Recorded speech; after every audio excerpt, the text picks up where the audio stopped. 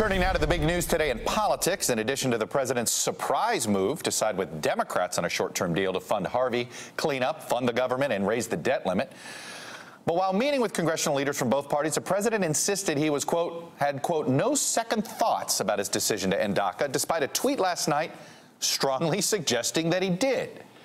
Yesterday, he announced he would terminate the Obama-era program, which protects approximately 800,000 immigrants brought here illegally as children from deportation in 6 months unless Congress acts.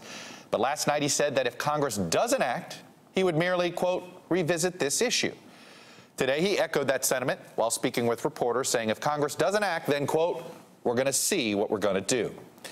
That uncertainty is not sitting well with some top Republicans, including these folks. And right now, the wheeling and dealing has begun on both sides. We are demanding that we pass a clean DREAM Act this September, this year, to protect these dreamers and generations to come. It's only fitting and reasonable that we also deal with some of the root causes of this problem, because what we don't want to have happen is another DACA problem in 10 years from now. It looks to be some linkage with border security and DACA moving forward. It is going to require some people on both sides of the aisle to, how can I put this? To basically grow some oranges and step up to the plate and make some hard decisions. Well, I'm joined now by Leon Panetta. You name it, he's probably done it. He's been Defense Secretary, CIA Director, White House Chief of Staff, OMB Director, Democratic Member of Congress, Committee Chairman, Army Intelligence Officer, and White House aide for Richard Nixon. What did I leave out, Leon, at this point? That was pretty good, Chuck. Let me start with what you just heard there. This seems to be not a hard thing to make happen. When you hear the rhetoric from Paul Ryan, you hear the rhetoric from Dick Durbin, top leader in the Senate Democrats, top leader in House Republicans. Everybody wants DACA. It seems as if there is a consensus about DACA. I guess the question is, how do you make it happen? Because let's be realistic, it isn't going to be done standalone.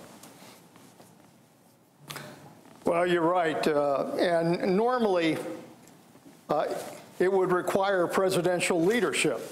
You know, I think if we were looking at past presidents, how they'd approach this issue, they would provide a proposal to the Congress that would correct what is required here in order to protect those young people. And that in the interim, they would also protect from any kind of federal action those students while Congress is working on this issue. So it would require presidential leadership. What I get a sense here is that President Trump has kind of gone ahead and said he's going to wipe out DACA in 6 months and thrown the ball to the Congress with the hope that somehow the Congress will be able to put this together.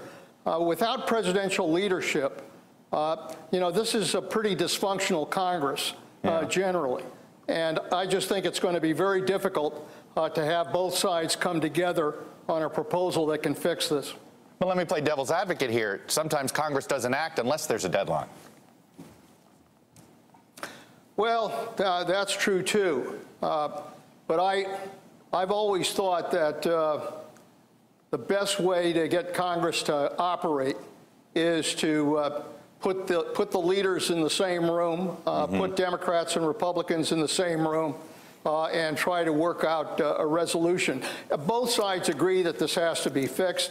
Both sides understand that it should have been fixed. Problem is Congress hasn't fixed it. That's why President Obama went ahead and issued this order, and it's why we have the situation we have now. So it is really important for the leadership to come together. My hope would be, frankly, that they could approve some kind of DACA bill, hopefully near the end of this year, as part of that overall solution to the budget and debt limit ceiling issue that they're going to face in December as a result of this short-term extension. What would be your advice to Democrats who don't want to see that wall funded, don't want to see that wall built, that if the price of protecting these folks that were protected under DACA is a down payment on that wall, if that's the legislative price, what's your advice to Democrats on how to vote on that bill? Well, there are a lot of moving parts here going into December. a lot of things that are going to be needed, not only in terms of the budget, not only in terms of the debt limit, but also on hurricane assistance, particularly the additional assistance that will be required for the hurricane that's going to hit in these next few days. The reauthorization of key legislation. Right. I would try to keep all of those moving parts in play. I would not try to make this a quid pro quo for funding the wall. I would try to look for other parts that the President and the Republicans are going to want as a result of some kind of comprehensive deal. Let me turn to North Korea. It seems as if are we out of diplomatic options? And if we're not, what's left? Chuck, this is obviously, one of the tensest moments I've seen in dealing with North Korea since I've been in public life. And these guys have been obviously engaged in a whole history of provocation and accommodation and provocation and accommodation. But I've never seen a situation where my sense is that they want to rush to the point where they can have an ICBM and be able to put some kind of miniaturized nuclear weapon on the top of an ICBM. This is a dangerous moment. I think the key is that we have to keep applying pressure. Look, we know that does the pressure need to start being military. But let me ask you this: does the pressure, we continue to apply the pressure on North Korea? Is it time to apply more pressure on China? Oh, no, I think you've got to tighten the noose all the way around. I think you've got to continue to provide military assistance to South Korea and to Japan, give them missile capabilities, increase our military presence there. I think we've got to toughen up on the sanctions. That means pushing China to increase additional sanctions on North Korea. It means keeping up, obviously, a diplomatic effort, including South Korea, including Japan, including other countries in the Asia region, all applying pressure on North Korea. That all has to be tied to a very, very clear presentation of a message to North Korea that we are going to squeeze you and tighten this noose around you. But we are not going to allow you to continue to test your missiles and to do the kind of testing that you're doing with nuclear weapons. But that these sanctions violates international law, and it's a threat to our national security. All right, but we've heard this time and time again, and the fact of the matter is sanctions haven't worked yet. Well, I think it has to be sanctions plus. I don't think, I think you keep the sanctions going, you try to get China to abide by that, but you make very clear that the United States is not going to allow North Korea to simply continue to test these missiles at will.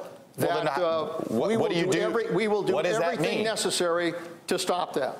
I think we've got both covert and overt capabilities to make sure that those missiles can be taken down. And you think it's about time we show that we can take one down? I think you've got to show that the United States has the muscle and the intent to make sure that we're going to protect our national security, period. Well, Leon Panetta, I will leave that period as the last word. I won't tick through everything, but as a former Defense Secretary and CIA Director, I appreciate you coming on. Hey there, I'm Chris Hayes from MSNBC. Thanks for watching MSNBC on YouTube. If you want to keep up to date with the videos we're putting out, you can click subscribe just below me or click over on this list to see lots of other great videos.